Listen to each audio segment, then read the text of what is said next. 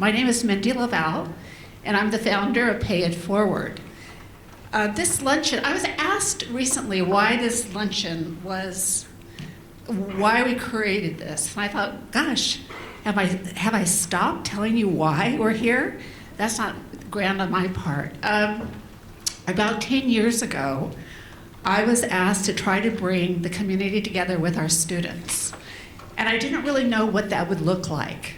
And we started with me going out into the community, talking to a number of friends and colleagues from different sectors, and asked them, what is your feel about coming to Fresno State, talking to our students when you can? Because I know that it's very difficult with busy schedules.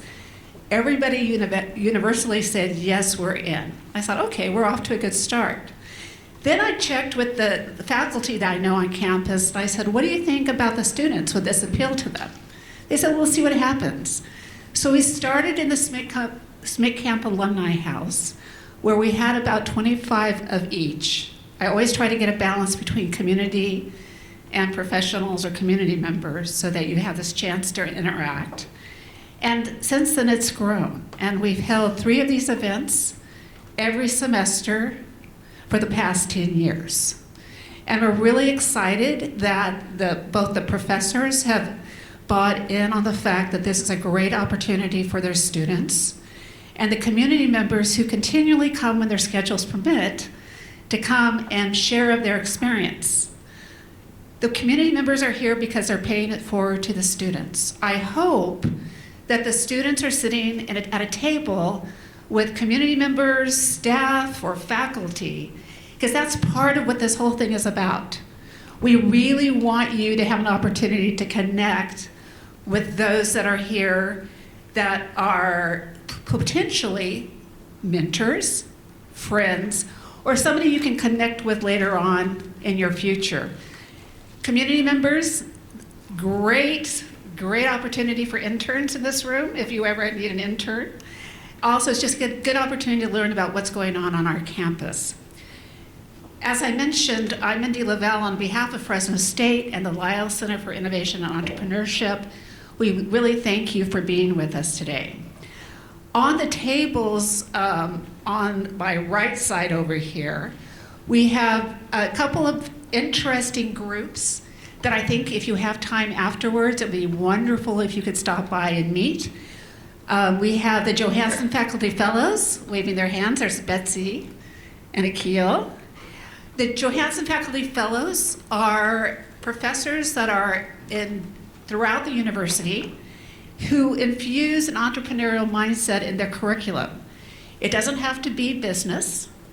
It can be ag, it can be social sciences, it can be engineering, but they all know the power of the entrepreneurial mindset, and they're doing some amazing things on campus. So please go stop by their booth. They also they have information about 2 scholarships.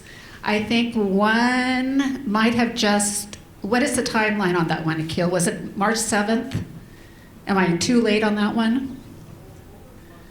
March 7th. Okay, for next year, you guys. 2 wonderful opportunities for those who are commercializing an idea. It's a $10,000 award. And Akil, I can't hear you, I'm sorry. May 7th. Okay, there's still time.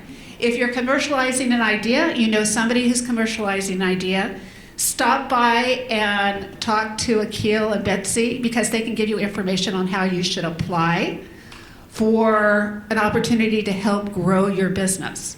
Next to them, the glare is so crazy. I think we have career services, really important for the students in this room. Who has all taken advantage of our great career services? Oh, come on, you guys. If you haven't, you got to go over there after this is over. They are a wealth of information. It's available. It's free to you. Go use their knowledge and talk about what you want to do. They also run the clothing closet. And many of the community members here have donated clothing and will continue to donate to help our students look professional when they go out on their first interviews or they have an internship opportunity.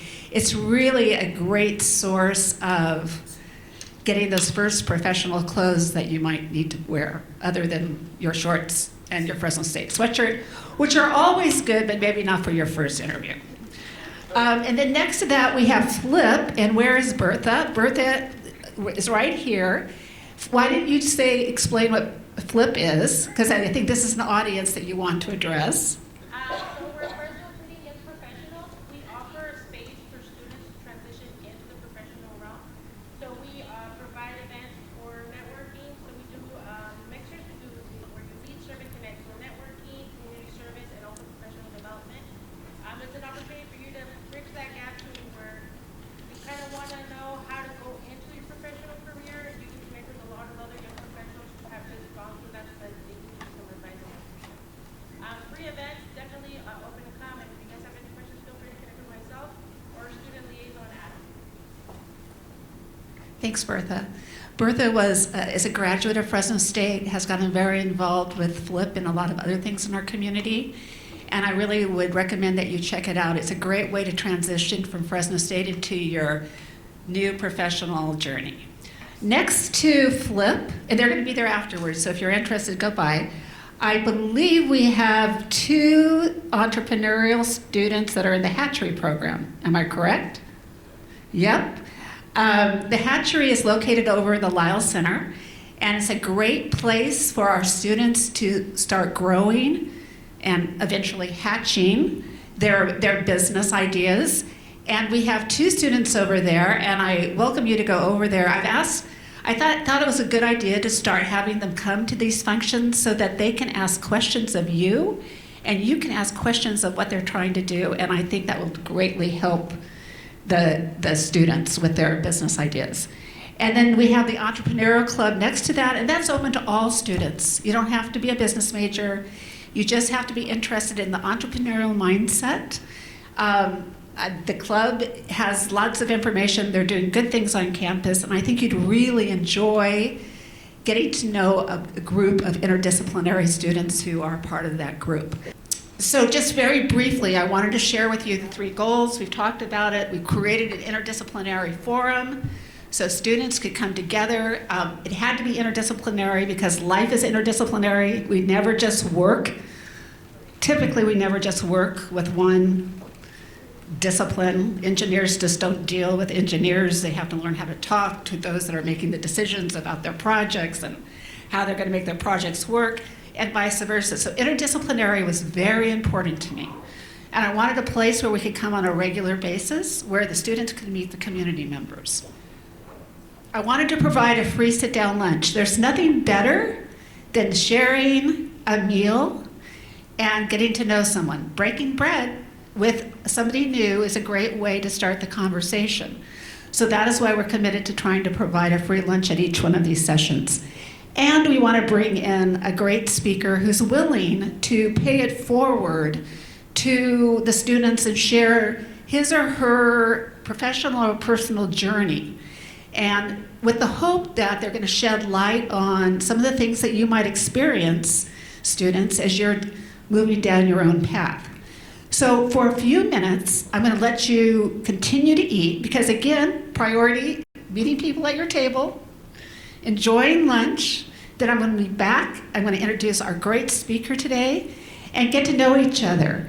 And if you haven't started talking to your neighbors, think of this question. Think of a time that you had self-doubt. How did it make you feel, and what did you do about it? And I'll be back in a few minutes. Okay, students, did you guys talk about self-doubt at all at your table, or were you just humming about other topics? Okay, I think you're probably humming about other things. So, students, have you ever heard this nagging voice in the back of your head telling you, did I prepare enough? Do I really know what I'm doing? What if my question sounds ridiculous? Oh gosh, what if I fail the test? Is my work going to be good enough to turn in? What if I make a critical mistake in my presentation? Am I going to fail? And there is what if, and what if. Well, as a student, I heard all those things in my head, and that is self-doubt at work. Self-doubt is a normal part of our journey. It is a universal experience that can hinder personal growth and professional success.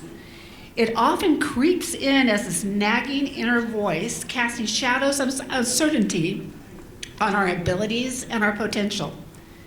But the good news is that with a growth mindset, something that we've talked a lot about in these sessions, self-doubt can be overcome, and we can learn to harness our inner strength to achieve remarkable things. What's really interesting about self-doubt is that it shows up when we are being called upon to grow beyond our comfort zone. We can succumb to it, which denies us the growth and perpetuates the doubt, or we can try to embrace it and learn to overcome it, which not only allows us to grow, but gives us a sense of belief and trust in our abilities. A great example of turning self-doubt into success is today's featured speaker, Clive Pitt, CEO of Bulldog Infrastructure. Originally from England, Clive has vast international experience in infrastructure project management. This involves planning, executing, and monitoring large-scale public or private infrastructure projects. Clive has experience creating systems that support communities, boost economies, and improve quality of life. His career path has been multifaceted, requiring a combination of technical skills, leadership abilities, and strategic thinking. I first learned about Clive when I became interested in Fresno State's central utility upgrade. In my previous life, we were very involved, my company was very involved in the heating and air conditioning market, district cooling, central cooling. And I know that they're very complex, very difficult, and very unusual projects from start to finish. Clive is the CEO of Bulldog Infrastructure Group, a consortium of companies working with Fresno State to design, build, finance, and maintain Fresno State's central utility infrastructure system. This is the largest public-private partnership infrastructure project within the California State University history here at Fresno State. The project improves the long-term reliability of Fresno State's heating and cooling systems and includes significant energy conservation measures targeting more than 30% energy savings to Fresno State during the next 30-plus year contract. Bulldog Infrastructure Group, and I think the acronym is BIG, maybe, I think it is BIG, B-I-G, is a true partner of California State University, Fresno. I discovered shortly after asking Clive to join us that the innovative partnership that we have with them is also committed to supporting our students through paid internships each semester, plus scholarships that go out throughout the term of their agreement with us. So it's my great pleasure to introduce a true friend of Fresno State, somebody who has had an exceptional career built on multifaceted disciplines, who's going to share his personal and professional journey with you, Clive Pitt.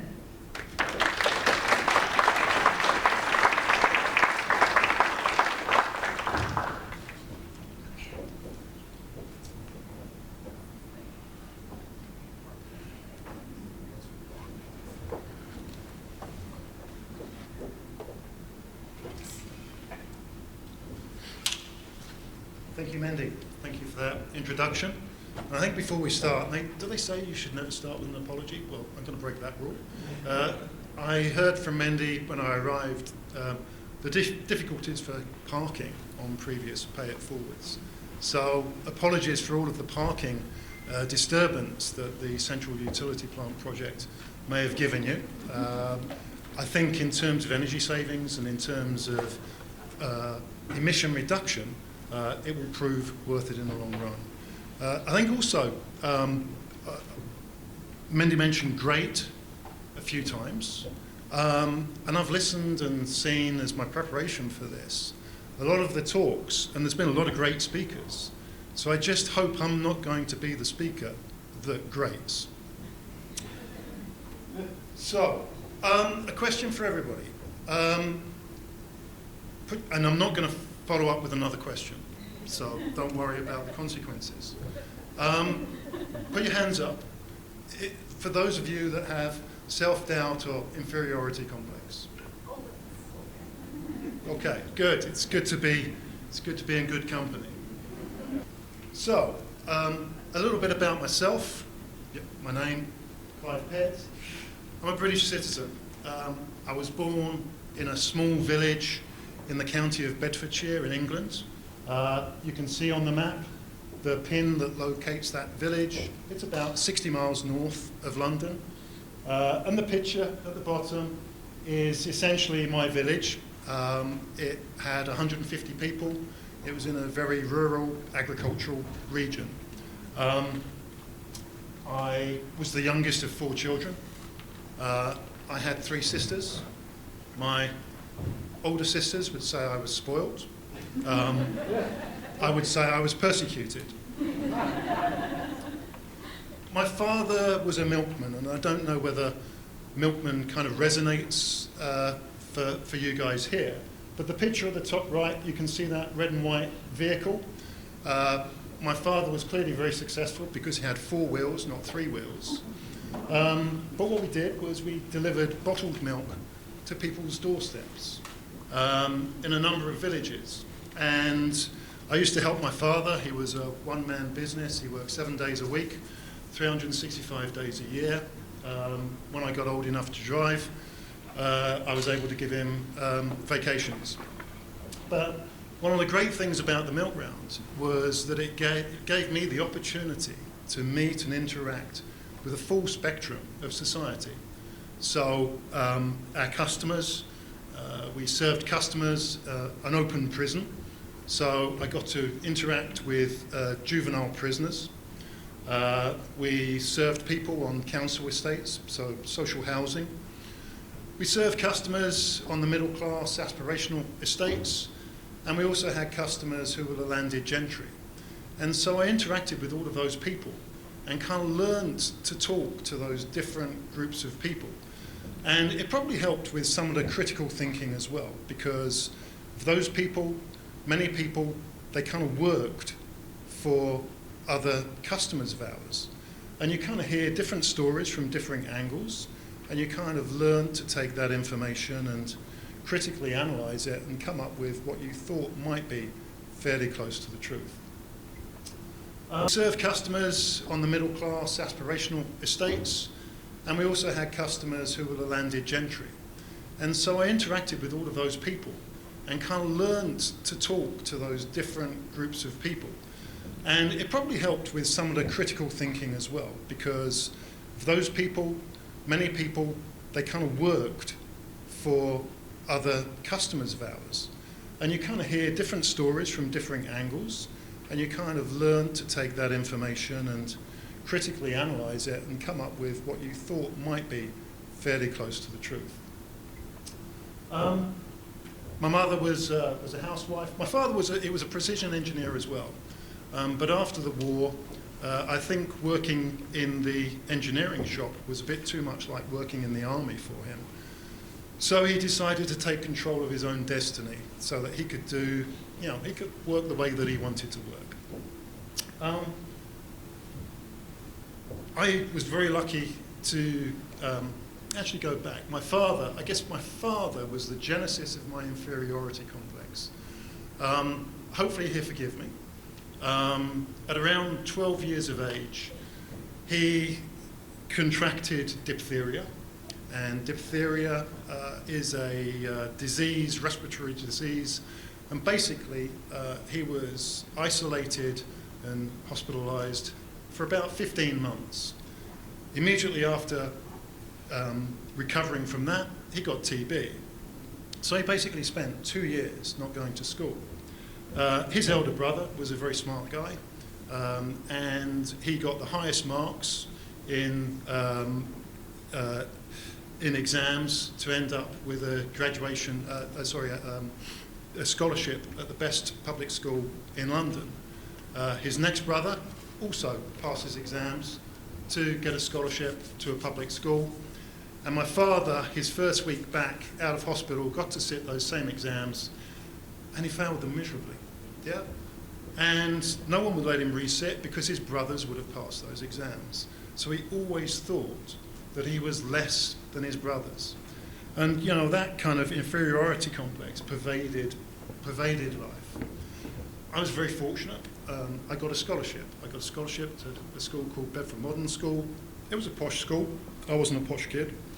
And my father basically gave me the motivational speech that said, everyone's going to be smarter than you, everyone's going to be posher than you, everybody's going to be richer than you. You're going to have to work really hard. And yeah, so, you know, it was kind of a good start. But, you know, did well, enjoyed school, but I got to the end of school, and I feel a little bit bad saying this in front of people, university students and alumni of Fresno State University. But going to university at that time was not for me. It wasn't the right choice for me. I wanted to earn money. I wanted to go out into the world. And I thought that taking professional exams would be an accelerated route rather than a degree exemptions professional exams. I will hasten to add that I did various sessions at various different schools that are reasonably well acclaimed that have helped me a lot in my career and have taken an enormous amount of learning. So all I'm saying is the choice at that time was the right choice for me, but I absolutely endorse getting a higher education. So what maybe influenced me working internationally?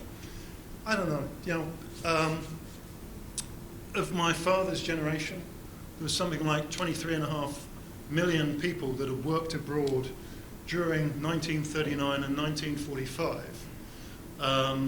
from, you know, the UK, US, Canada, and other countries.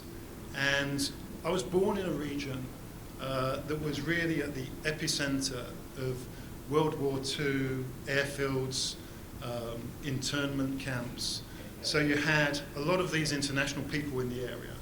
And I would get the stories from my father, my uncles, people around of different cultures, different architecture, different climates. I never got to hear the grim stuff around the war, but very affectionate talk about different cultures. And it always intrigued me and excited me.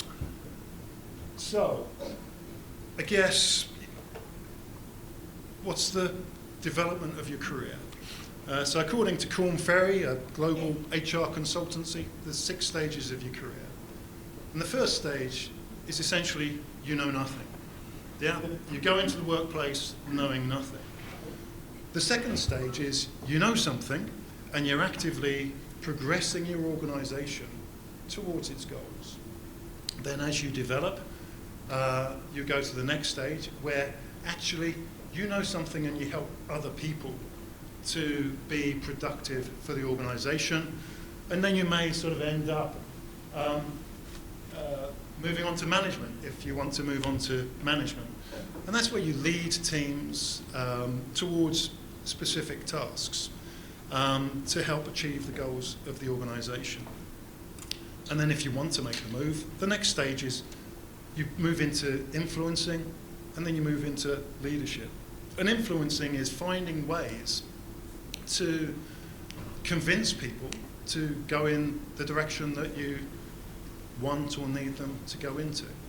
And leadership is really about creating the persuasive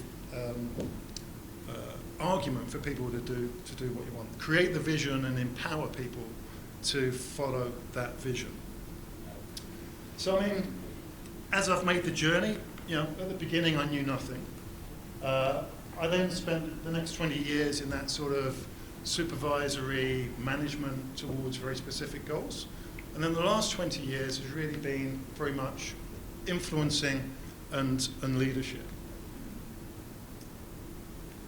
So if I go through the first stage of my career, I'll try and share with you some of the lessons that I took personally, and maybe there'd be useful lessons for you. The first lesson that I learned was that taking professional exams and studying when you're not working is very hard work. So for all of you here who are working and studying, I take my hats off to you, but it is a good route. So, I learned that very, very quickly. I also learned very quickly that becoming the only non-graduate in a professional firm and doing a slightly lower perceived qualification was not a great route for getting respect and progression within the organisation. So, you see two pubs at the bottom, yeah? I very quickly realised that all of the partners and partners' invited guests drank in the George and Dragon on a Friday when everyone went to the pub, and everyone else went to the Three Cups. I realised pretty quickly I was never going to drink in the George and Dragon on a Friday lunchtime. But what I did have was, because sort of my colleagues that I joined with, they were on graduate programs, they had 12 weeks of remote study, taught study, I got exposed to the best accountants in the business. And these accountants were also probably in that Red Cross box for the wrong reasons. So the two Kates and Melanie were amazing accountants. They were incredibly talented. And I learned an enormous amount from them. I worked hard, I listened, I was curious, I was supported. When I didn't know what I was doing, I asked them, and they very patiently sat with me and explained everything. And I really got to understand all of the mechanics of bookkeeping, of accountancy, from incomplete records where you have a cardboard box with just stuff dumped in it, and you have to make sense in a set of accounts, through to a listed company audit, which I personally found a little bit tedious, but that's just me. And from their training, I became in demand. And every 3 months, you'd have this board was put up, a job board, which had every person's name, and then it had every week, and you would get allocated to a job. And very quickly, I realised that every time that job chart was put up, my name was fully booked for the entire 3 months. It got so bad, I had to actually go and ask for vacation before they put the job board up. But I realised I was in demand. But what I also learned was that I wanted to be involved in the business. Preparing a set of accounts, which my interpretation was that most people, they didn't really want a set of accounts. They had the work done because they had to have it done. I really wanted to understand the business, and I wanted to figure out how it worked and try and make an impact to the business in a way that was wanted. And I also realised that, the people that I started with, they were paid double what I was paid. And they had more support, more study support, and they weren't valued as much by the people who wanted work done. So it was time to get another job. So I got another job. So I looked at the market. There was a number of opportunities that I looked at, and I was trying to evaluate what would be a good move for me. And funnily enough, I'd seen an article on the business pages of the Sunday Times, which was talking about the chief executive of a catering company called Gardner Merchant. And it was explaining their journey, and it was explaining the growth. And lo and behold, a week later, there's a job advert for an accountant at Gardner Merchant. I applied for the job. I got an interview. I had 10 minutes with the HR director, and then I was sent to meet with the financial accountant, the person that was going to be my boss. And essentially, the there was all sorts of issues in the accounting function, controls, it was a nightmare. And he explained, he sat there for probably 25, 30 minutes, very graphically explaining all of the issues and telling me how much hard work it would be. And the conversation was like, well, okay, what's your priority? What does success, what success look like? And putting my hand up, going, yeah, I can help you with this. I'd like, I can help you on that bit. I like that. And I got taken back down to the HR director, which I took as a good sign. And they wanted to know what my ambitions were, and I probably got a bit aggressive on my ambitions, but I got the job. Yeah. So, when you join a fast-growing company, and it was a company growing at 20% per annum every year, there's a lot of challenges there. Yeah, there's a lot of controls challenges. There's a lot of getting the right talent challenges, a lot of governance challenges, and a lot of communication challenges. After about 15 months in that role, everybody was called to a town hall meeting to say that the accounting function in that office was being closed. I was like, oh my God. But chatting with my boss, he was like, don't worry, we've got plans for you. I'm like, okay. And I heard nothing for a few weeks, and I said, well, what's happening? I need to know. I said, don't worry, we've got plans. And he sort of vaguely pictured it, and there was a regional accountant job for what was called the Anglia region. So I started putting my feelers out to understand about the Anglia region. And the regional director there was a lady called Christine Miller. And everybody in the organisation was terrified of Christine Miller. Christine was an amazing person. She was a trained chef. She had a degree in hotel and catering management, and she was a qualified accountant. And she'd had to fight very hard to get to where she was. She was the only woman in that level of seniority. And people are like, you don't want to work with Christine. My first meeting of introduction, it was an interesting meeting. I was myself, and I made her laugh. And I ended up, she was happy for me to work for her, and I was just hungry for knowledge from Christine. She taught me everything about the business, from the food production all the way through.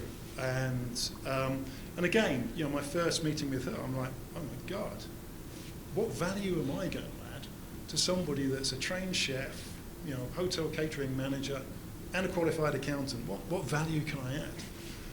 So I thought a fairly good tactic might be ask her. So I asked, what would you like me to do? What's gonna have the biggest impact on success? So she gave me that instruction, and we went away and did that. And I think, always one of the pieces in that organisation, it was relationships.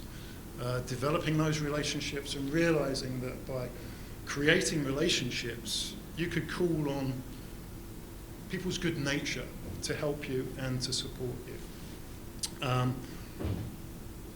Christine moved on. Funnily enough, the HR director that recruited me became the regional director.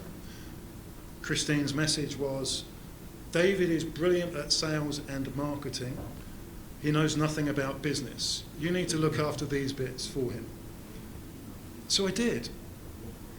And as David's career progressed, so did my career. Yeah. I grew on, and at the age of 27, I became the commercial director for the largest part of the UK business. It was, I don't know, somewhere around £200 million turnover business. And I was terrified. I'm 27, what do I know? I got invited into the executive dining room. How does that sound, executive dining room? And I was terrified to go in. These were all really seasoned businessmen. And my boss made me go in. And again, it was an environment where for an hour a day, we'd have lunch, we'd talk about the business issues, we'd talk about the strategy, we'd brainstorm how you might solve pieces. It was an incredible experience in terms of understanding the business, building a plan and a strategy, and building relationships. From there, Gardner Merchant was owned by a hotel group, and in the late 80s, early 90s, there was a big recession, and a hotel group needed cash, and it was looking for assets to raise cash, I guess as management, we didn't, the hotel company didn't understand us. We really wanted our freedom. So we decided that we would pursue a leverage management buyout. We progressed that. We had handshakes on the deal.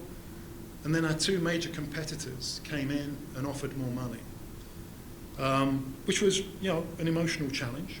And after probably a day of getting over that, and also my boss and myself being in the bucket of synergy, we was like, right, well, what can we do? We've got to come up with a plan that will increase the valuation so we can offer more than our competitors.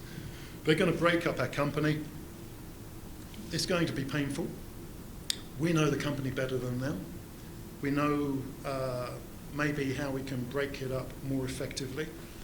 So we had an intense period where we built a strategy to add an extra £30 million worth of value to the business at that stage.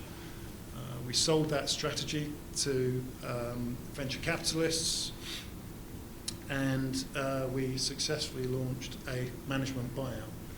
It was an amazing period. The chief executive of Gardner Merchant, Sir Gary Hawkes, I will always respect him. He insisted that 1,000 of the senior managers would participate in this management buyout. What it created was everybody understood what we were doing, why we were doing it, and it created absolute alignment in the business towards a specific goal and a specific vision. And it was a period of intense progress. And 2 years later, having bought ourselves out for just over £400 million, we sold ourselves for just over £700 million. 1,000 managers had bits of equity. There were different categories, so people earned between 20 and 40 times multipliers on the equity that they had put in. But cash was really critical in that journey. It was how can we make sure that we are generating cash, and a big focus on that. So part of the exit strategy, or part of the growth strategy, was a horizontal growth strategy. We acquired a lot of businesses, and we added complementary services.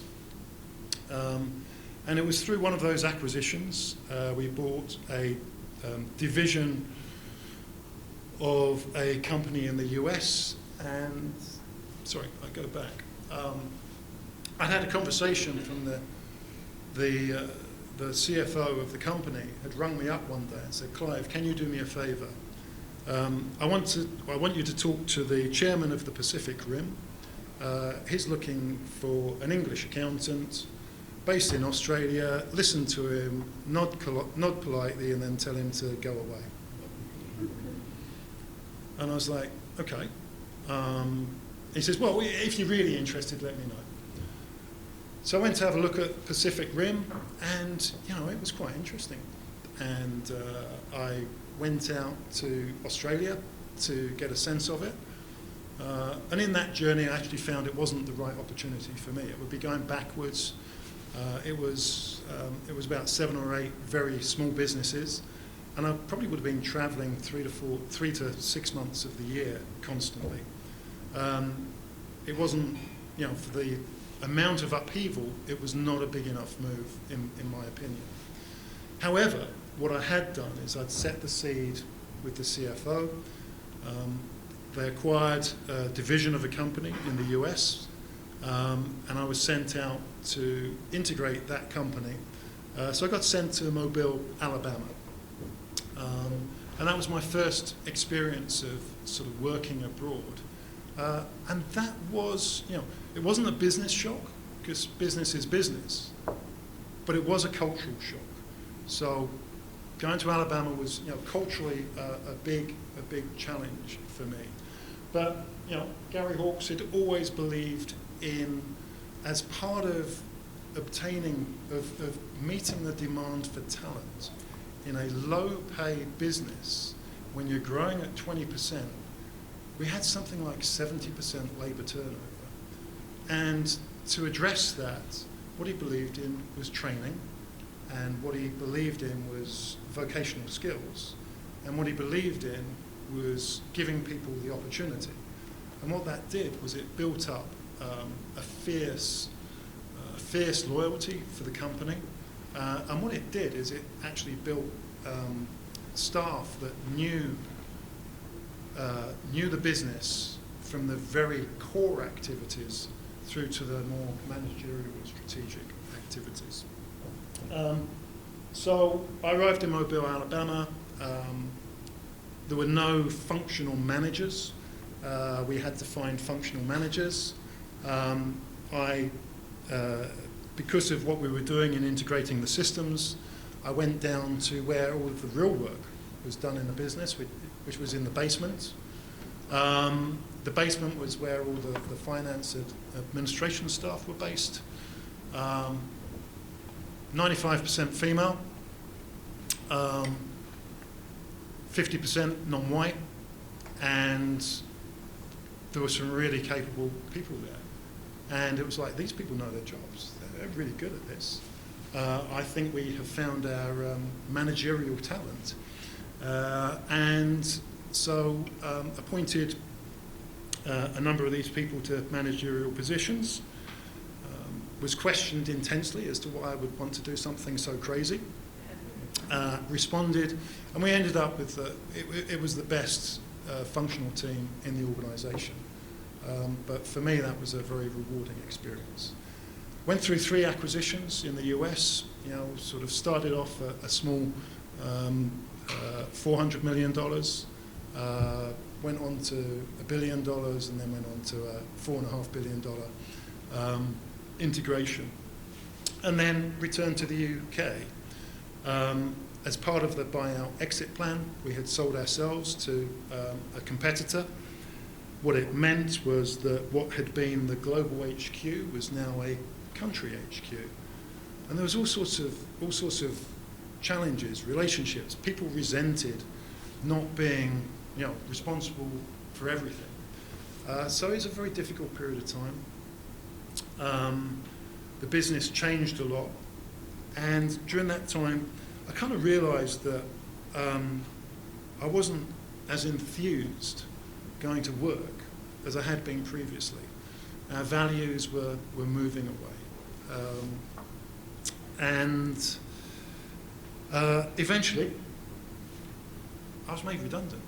I had a young family, a house to maintain, and I thought, oh my God, I've been earning reasonable money. I'm now made redundant. I'm, 40 years old. Been with one company for 22 years. Who the hell's going to want me? And it was a very difficult time. And thankfully, I had some support to sit there and say, well, actually, let's look at the things that you've done. Let's look at the things that you're good at. And we went through that process, and I then moved to the next stage of my career. So that's when I made the move into infrastructure. And by some crazy freak of chance, I got appointed as the chief executive of an infrastructure investment company that was responsible for developing on an exclusive basis primary healthcare infrastructure in and around Manchester. And the brief was that there was no development pipeline. There was a dispute on the projects that were in construction that needed to be resolved. And by the way, no cash is flowing to the investors. That was my 3 to-do lists. Yeah. The financial pit, doing what you needed to do to free up the flow of cash was my core activity. That was sticking to the knitting. Solving disputes was a bit more challenging, and building a pipeline was a challenge. It was working with 3 city councils, it was working with 3 health trusts, and it was trying to find the persuasive reason why they should develop property with us. So it was building the relationships, it was understanding what their needs were, and understanding how we were going to make that effective. I guess we solved the disputes, we got cash flowing to the investors, built a pipeline, and then the shareholders in the company said, we don't want to invest in this company anymore. We don't want to develop any more primary healthcare facilities. And I'm like, you could have told us 6 months ago. And we are just going to run it on a very minimal basis. And to be honest, some of their approaches I didn't particularly relate to, so I put my hand up and said, would it be helpful if I went? And they were like, yeah, actually it would. So I was made redundant again. But this time with a different mindset. And from some of the relationships that I built there, I went and did some consulting for a short period of time. And then the company that I was consulting with, it was in the village that I lived. Everybody saw me to walk to work. Everybody saw me walk back to work. Everybody saw whether I was talking on the telephone or not. And my wife would know everything I'd done on my journey to and from work. And no one would make a decision unless the chairman of the business had approved it. And I hated it, absolutely hated it. And somebody that I worked for before with a company called Fulcrum Infrastructure, I was approached to see if I was interested in a role with them. I met with the chief exec, and the chief exec said, Clive, you're too good for this job. And I said, do you know what? I'm hating what I'm doing. How long do you need to find someone else? And they said, probably about 3 months. I said, I'll temp for you for 3 months. And when you find them, I'll go off and find something else. After 3 weeks, I was asked if I could stay a bit longer. So I was extended to 6 months.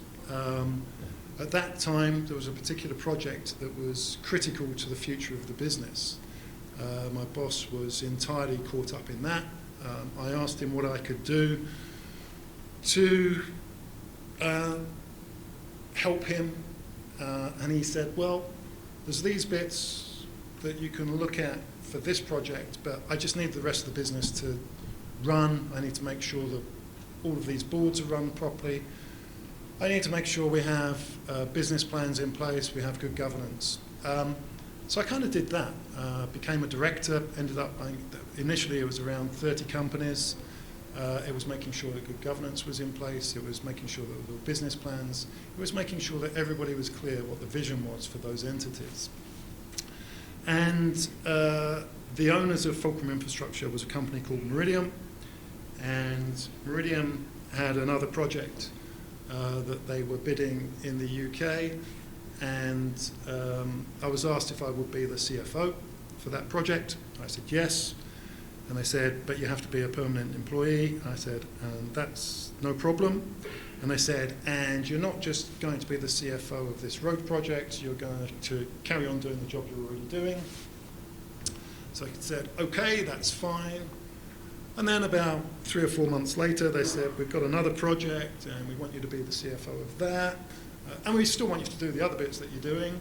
And So we ended up with multiple projects. So we were looking after infrastructure projects for healthcare facilities, for roads, for student accommodation, for energy centres, for light railway, and for tunnels. And I kind of progressed through that and was then asked to be the chief executive of Fulcrum Infrastructure, managing all of those projects.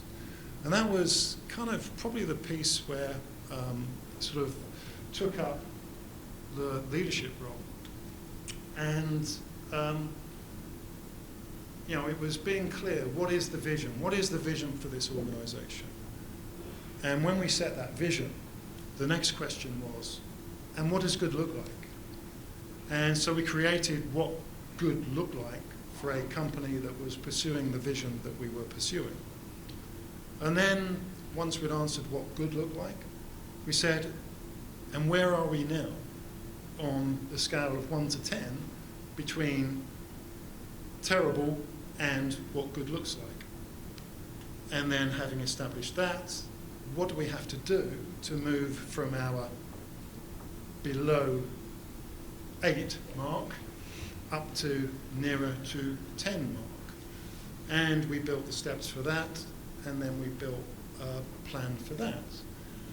And then we sat there and we said, well, everything that everybody does should be working towards that vision of what does good look like. So what we then did was connected every activity that people were doing to say, this is how this activity goes to contributing towards what good looks like. And we had some very, very pleasing results. I think a large part of that, we were challenging processes. Why are we doing this? What's the value in it? What's the benefit of this process? And we encouraged feedback. We encouraged feedback from every angle. So, we would regularly, I would regularly seek feedback from every member of the team. I'd seek feedback from our clients. I'd seek feedback from our partners. And, you'd look at it, you'd absorb it, and you would adjust towards it. And after that period, I think a key thing I also learned was sometimes when you're on a path towards a goal, you can just keep marching towards the goal and say, we've still got work to do. But what a really important thing is that every time you make a step forward, you should celebrate that success. Yeah, people like celebrating. And so when you've had one celebration, they're excited for the next celebration. So a really important part of that journey was celebrate success. And that was good. But to be honest, I started to get itchy feet. And so I'd mentioned in my reviews with Meridiam that I was mobile, that I'd be happy to relocate to other places. And they said, we might have something for you. We've taken on this EV charging business in the Netherlands, and we want a CFO that we can trust. So that developed, and I ended up going to the Netherlands, and I'll go into that in a little bit more detail. But, I think for me, the highlights of that period was really developing assets that had an impact on the community, whether it be from, providing health service, whether it be from facilities that the communities could use, something that would improve the quality of the community's, quality of life. So for me, that really gave me a purpose and drove that positive energy. I like being with an investor that takes a long-term view. Meridiam has never disposed of an investment. Some of those investments, generally they are 10 years through to maybe 50 years. To be involved and want to be involved through the whole life of a project, I think gives a different mindset than when you're working more on a venture capital, spin and sell, flip and sell. But I like that long-term view. And I like developing people, and I like being developed. And the way that I've been developed is basically spending most of my time in that stretch zone. Definitely been in panic a fair few times, but don't stay in that comfort zone too long. If I'm in the comfort zone for more than a day, I've got to do something. So, talking about panic, I joined Allego.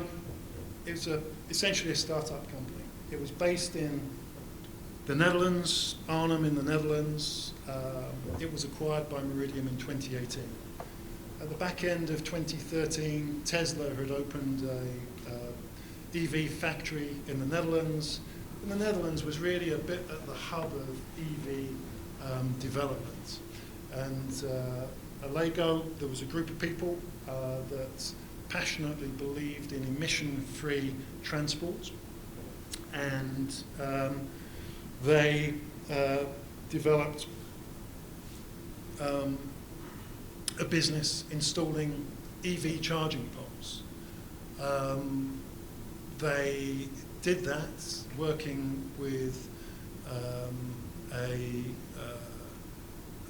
public energy company, and they got to a size where there was a conflict of interest, and for governance reasons, they had to be sold.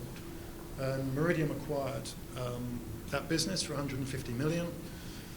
At the back end of 2018, in the middle of 2019, I went to Arnhem. My next south down, I'm not an engineer. I don't understand electricity, except it's painful if you get it wrong. And I wasn't wanted. The last thing the team wanted was interference from the outside. So I wasn't wanted. And the chief executive of the business kindly told my wife that on the day that we were having a sort of a family barbecue to build team morale. And they had a vision, and it's a fantastic vision, but there was no economic pragmatism. It was just, give us the money, we'll put out charge poles. This was a business that was making a gross loss. So every time, for every time we made a dollar's sale, we were losing $1.20. That's not a long-term sustainable business. Of course, if you're a Netflix or you're an Amazon and you've got a whole business plan and you've got funding behind you, you don't need profit to survive, but you do need cash. And you have to be really, really careful about how you spend that cash. So I was Mr. Pragmatic, and you kind of had to build that influence. I probably had power, but what use is power without influence? So I really had to learn how to influence people. And so I kind of took them through the pragmatic reality. Where is the unsated need? Basically, they wanted to sprint towards setting up an EV business in every country in Europe. Well, some of those countries kind of have 400 EVs registered in there.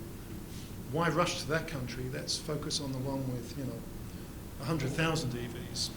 Let's prioritise the resource. Every time you move to a country, it would cost you €250,000 to set up. What's the economic value chain? How are we actually going to make money? Explaining to people we needed to make money. We didn't have to make it today, but we needed to have a plan as to how we were going to make money. To understand the difference between fixed costs and variable costs. EV charging was a brand new product. It was understanding which products would work for us, understand what worked well, understand the controls for the business, and understand new legislation. So, it was a journey.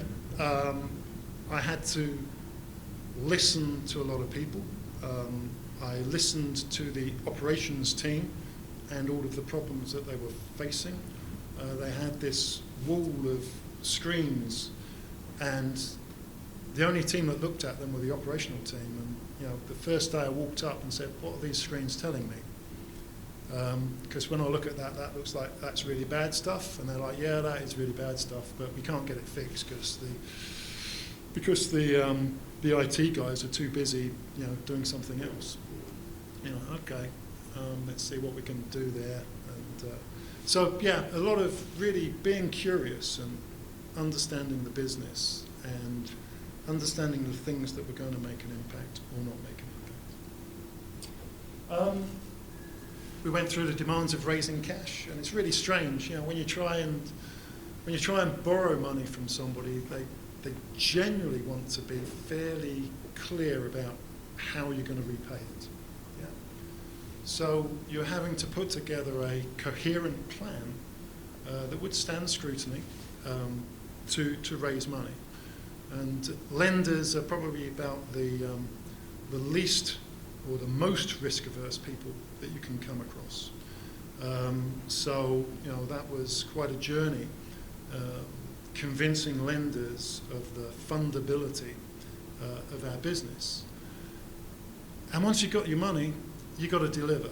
Yeah, you can't just run off and do what you want with the money. You've got to deliver. So we went through a lot of change. As an industry, EV industry was growing at a phenomenal pace across Europe. In my first year, the revenue at the end of 2018 was 3 million euros.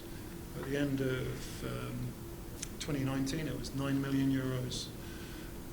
At the end of 2020, it was 29 million euros, and at the end of 2021, it was 80 million euros.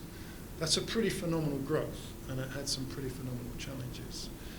And we had COVID in between there as well, which was a cause for another couple of grey hairs. And we needed cash, and we were looking at ways to raise cash. So that took us to a special purpose acquisition company, or a SPAC, which is essentially an accelerated listing on the stock exchange. We were successful for that. We had a transaction that was worth $3 billion to raise funds to promote the future growth of the organisation. By getting us to that position, by that time I was kind of utterly frazzled. I needed a challenge, but I didn't need that challenge. And I made my way to Fresno, and I'm very happy to be here. So, kind of wrapping up all of that with an inferiority complex. So, my conclusions. Build a plan for success and execute that plan. Yeah? Don't build a plan for failure, build a plan for success. Ask for people's help. Focus on your strengths. We all have strengths, we all have weaknesses. Focus on your strengths. Know your weaknesses, focus on your strengths. Set realistic goals. Don't be airy-fairy. Make sure your goals are realistic. Listen and learn. There's so much you can learn from people around you. Just learn to listen, and listen to learn. Don't be afraid to ask. Ask questions. Everyone will help you. And, don't fear mistakes. My best learning has come from mistakes. Just try not to make too many really big ones, and learn the lessons from the mistakes. Thank you.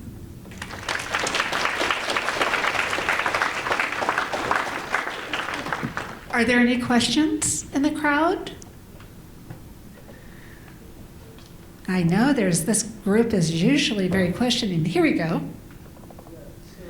Can you stand up and speak up? I'm sorry. I guess this is, I'm wondering, you talked a lot about sort of overcoming self-doubt. When you realized at first that you didn't overcome that, what was something you kept telling yourself to kind of put yourself ahead of that, or to try to get you started on overcoming self-doubt? If I'm honest, I don't think I've ever really overcome self-doubt.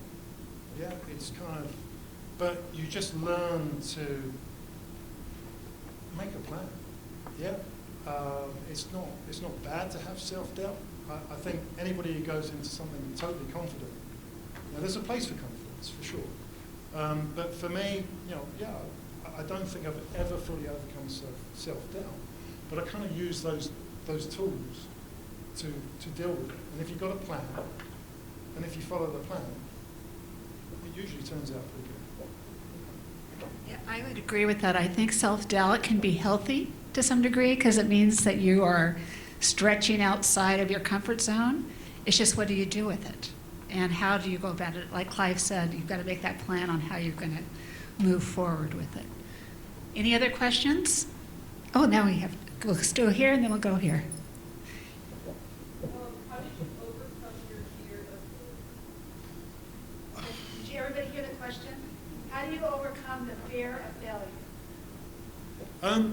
Well, you were sat next to me as we were having lunch. My fear of failure was pretty strong at that point. So I guess you kind of have to you just have to put your rational head on. And you won't be successful at everything. But again, if you have a plan, then I think you will mitigate the consequences of failure. And when you do fail, just look back on it and say, okay, let me take the lessons from that. So I think that's sort of the way that I overcome it. Yeah, but I'm always, I'm naturally afraid of failure. There's a question right here. My name is David, and my question was how you build a plan for success and execute it, always focus on experience. I think I can speak on behalf of a lot of students that a lot of us I'm going to stop you right there. It's a great question. Could you go use the mic? I'm sorry. I just want to make sure everybody hears you. You're projecting, but I'm not sure that the people in back can hear.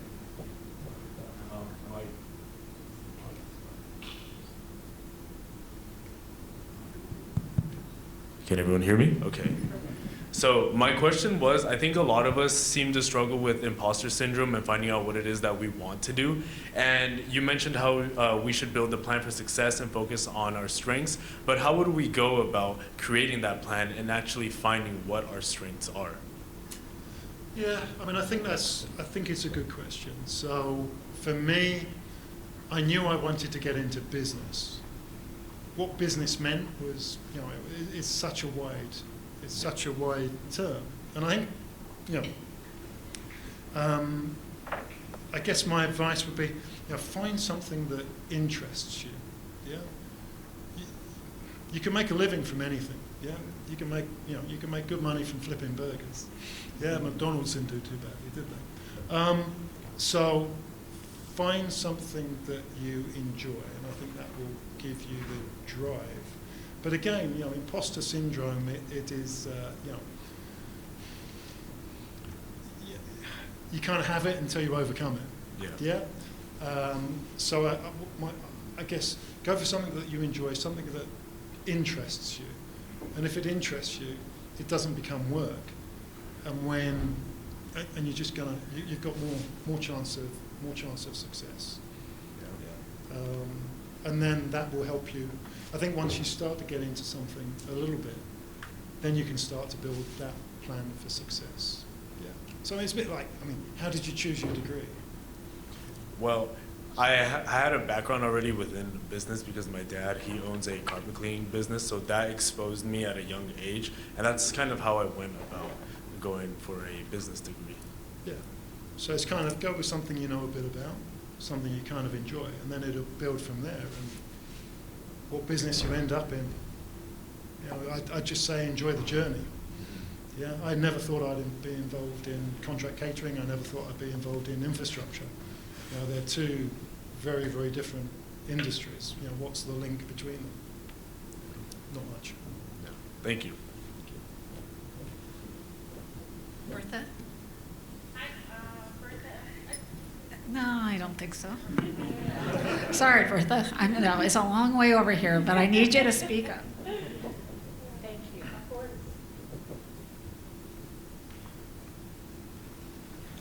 All right, so Bertha here with Fresno's Leading Young Professionals. I'm also a realtor for Ultra Realty here locally. My question for you is, did you have any mentors along your journey? And if you did, what were their impact on your journey? Yeah, I mean, I did have mentors, and the impact was significant. So, I guess the HR director that first recruited me almost, became a mentor, and he was a real showman.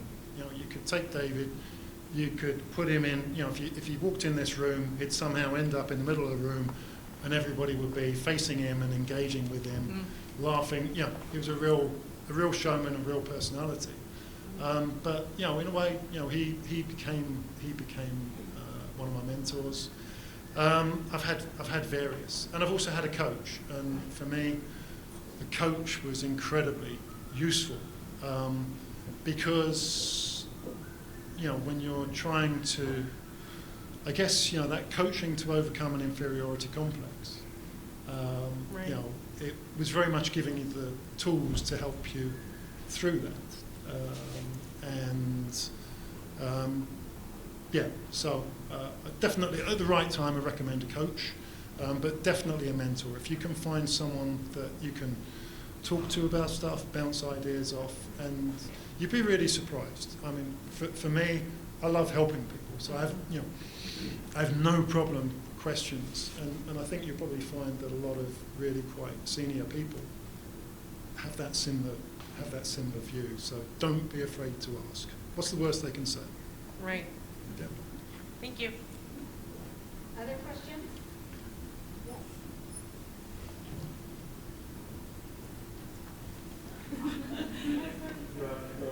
You sure do. I'm so sorry.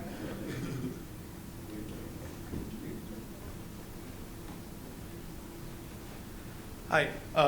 So I was wondering, are there any lessons related to business scaling that you wish you had learned sooner in your career? Business scaling. Yeah, I mean, again, it's an interesting question. I think in terms of the infrastructure investment, what it leads you to is scaling what is bankable and what is fundable. I think start off with what you can manage. Yeah, I think it's probably the best lesson. Just bite sizes? Bite size, yeah. Okay. That's not to say don't be ambitious, but don't try to go multinational before you've conquered your state. Yep. Thank you.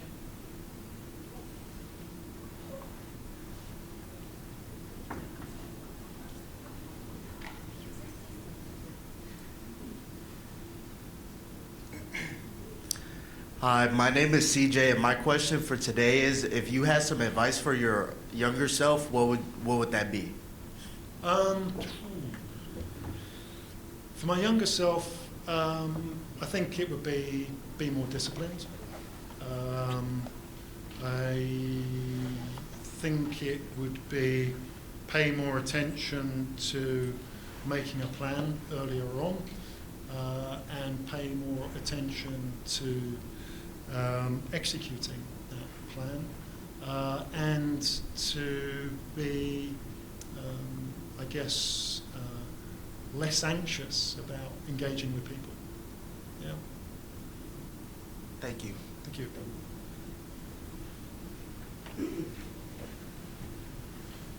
Hello, my name is Ruben Gonzalez. I'm the chair of the Craig School of Business Student Leadership Council.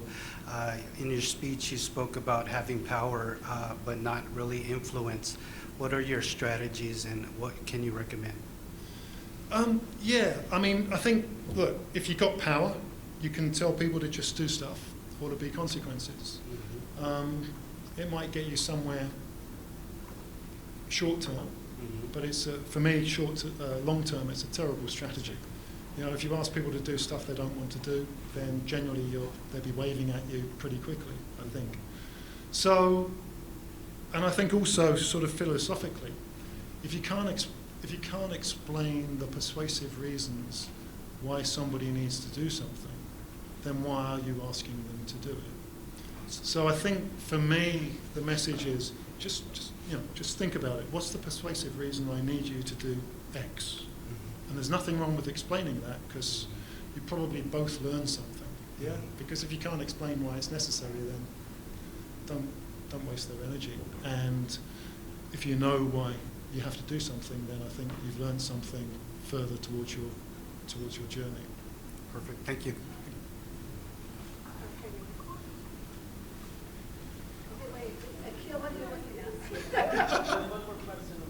Okay, there's two over here, and then where's the other one?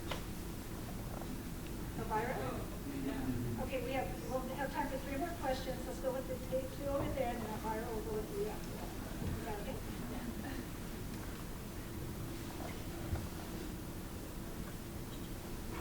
My name is Isabel. So in your presentation, you talked a lot about your leadership roles, and you had important leadership roles in various businesses, and then you also diversified your knowledge in different business industries. So I guess with all of that, that requires a lot of time and just immersing yourself to be able to absorb all that knowledge required to advance.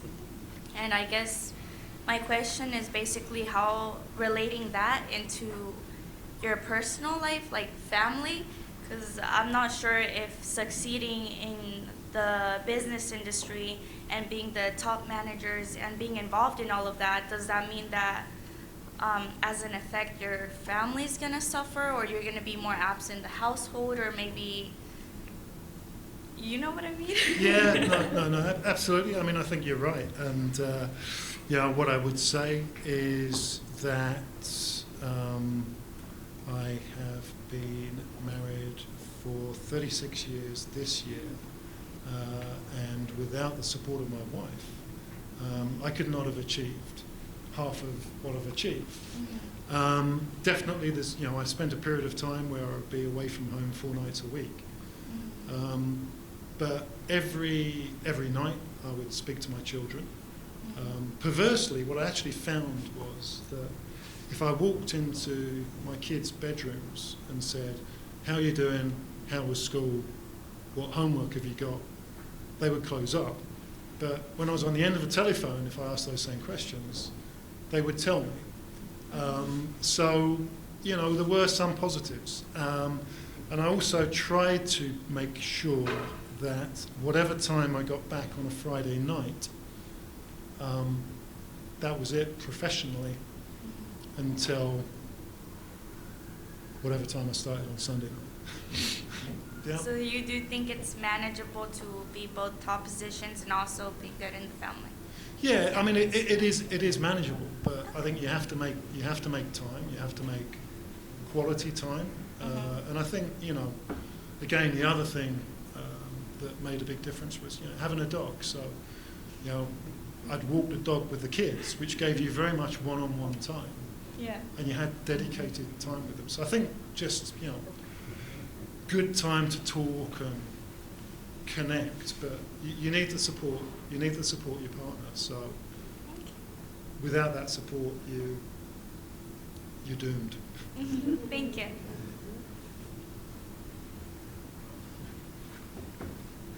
Hello, my name's Elvira.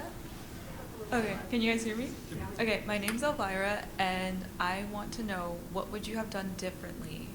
Say you were to go back into your 20s, what would you have done differently? Would you study something else, or would you just go through the same path you are on today? I'd probably try to go into industry first off, from the start. But I don't regret the period I had in the professional practice, because I learned a lot and it taught me a lot. But in a way, that was 3 years doing something that I realised I wasn't, I wasn't going to stay there. But I learned a lot. So if I was going to do something different, it would be going into industry, the right industry, quicker. But no, I probably wouldn't change too much. It's not turned out too bad. Oh, okay. Thank you. Thank you. Hello, I'm Christian. Throughout your successful journey, what motivated you to persevere during challenging times? I just like fixing stuff, and I just like stuff being good. Yeah. So that kind of always motivated me. When you couldn't solve something, and when it wasn't perceptibly making something better, that's when I got demotivated. So yeah, I think that sort of continuous improvement when you can see a purpose. So I think when you know there's a purpose, it keeps you motivated even in the tough times. I mean, it was to be honest, my time at Allego, that was a pretty brutal period, but making progress was the thing that kept me going. Thank you. Thank you.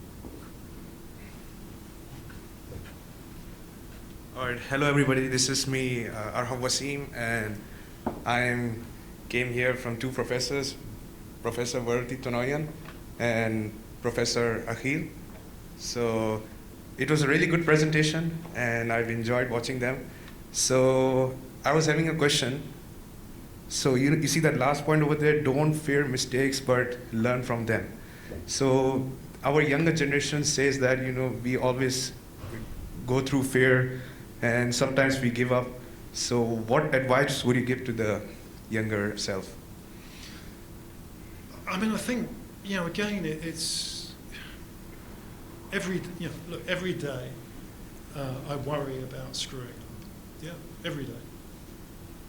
But you kind of have to get rational, Maybe if there was a button on the desk, big red button with nuclear bomb on it, I wouldn't press it. Yeah, I'd definitely avoid touching that one. But there's a bunch of other stuff, trust your judgment, and if you're a little bit unsure, ask for somebody else's thoughts, and if after that there's no absolute reason why you shouldn't do something, do it. And 9 times out of 10 it'll probably work. And when it doesn't, just sit back and go, okay, so I thought it was a good idea, the people I consulted thought it was a good idea, but it's failed. Why? Yeah. And yeah.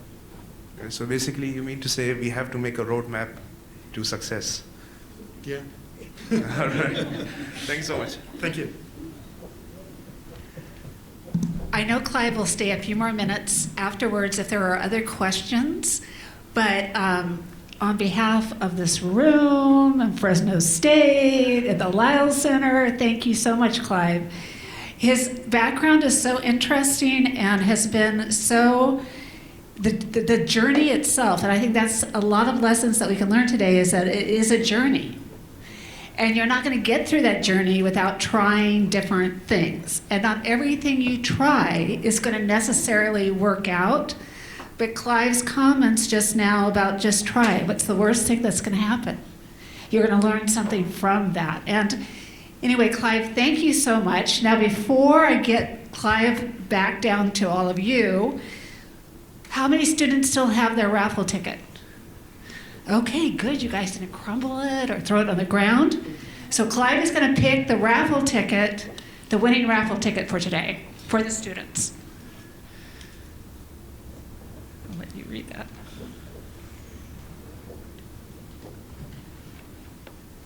$058-229. Yay, okay, we have a winner.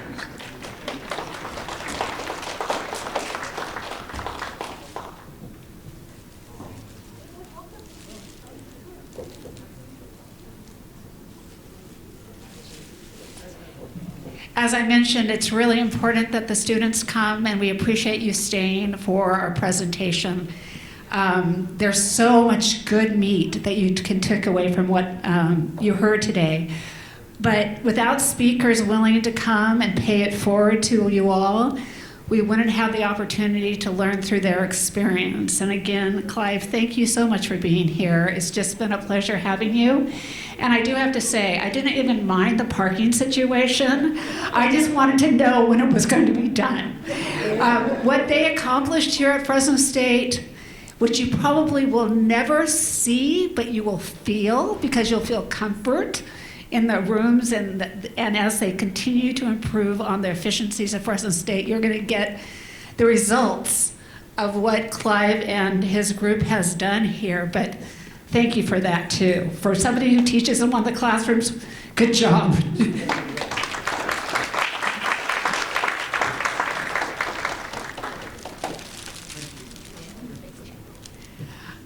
Again, thank you all for being here. Teachers, professors, staff members, please, community members, please keep coming. This event would not be the same without you. We need you here because it's your interaction with our students that are going to provide them the opportunity to grow. Students, I want to see you back. We have one more coming up here shortly in April, and we'd love to have you at that meeting too. So thank you all for being here. It's been a pleasure. And let me see, our last session for this semester will be the owner of Chez Maurice. A very interesting story. I think you'll really enjoy it.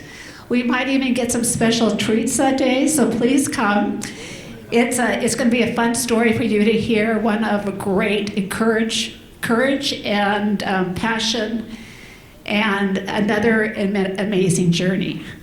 If you've missed any of our previous sessions, you can go online. They're all posted up there.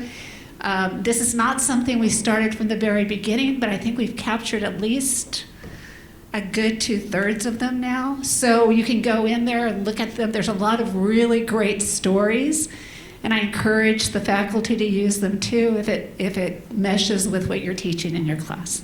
So again, thank you all for coming. I will look out for what's the situation with parking next time for the community members.